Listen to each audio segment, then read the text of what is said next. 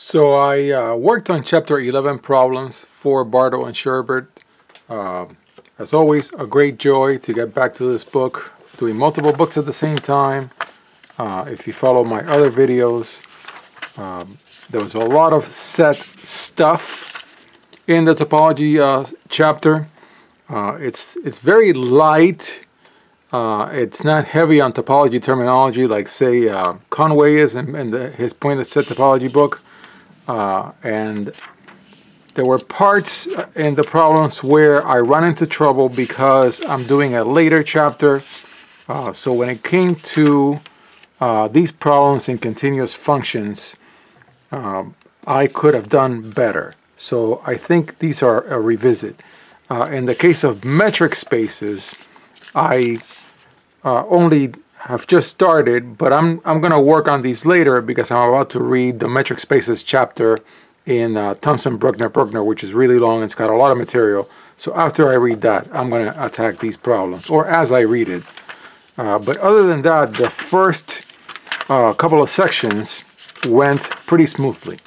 So section 2 on compact sets, section 1 on open and closed sets. A little bit of the Cantor set, not too much.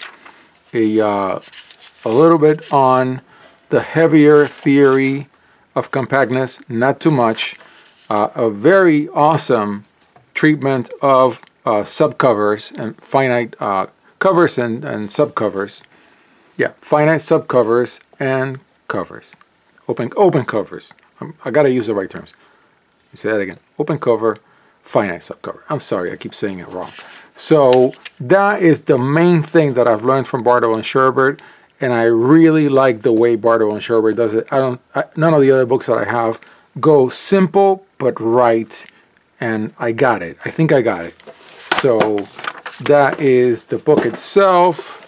Then when it comes to the problems, it's only 26 pages. I love 100-page problem sets, but this is as far as there was to go.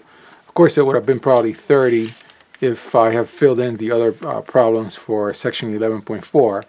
And I'm not sure that I'll show them on a video.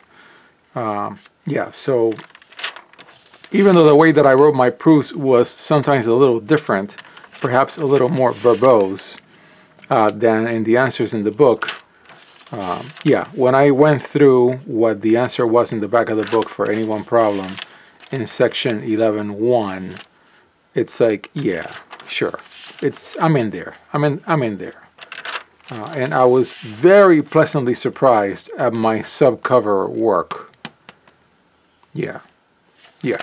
And my open covers that didn't have a finite subcover, I was impressed. I was like, I almost wanted to write in here, yeah, I got it.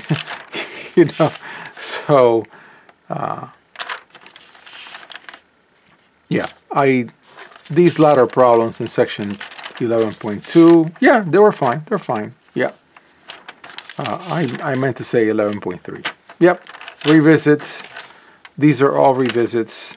All these are revisits. Even though, incredibly enough, I got close with this one. You know, you have the theorem for the open set, and you're given to prove the theorem for the closed set. All you need to do is know that it's continuous in everywhere.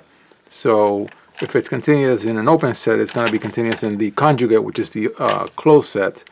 I knew that was a trick, but the writing in the answer of the book is clearer, has more, so I want to revisit.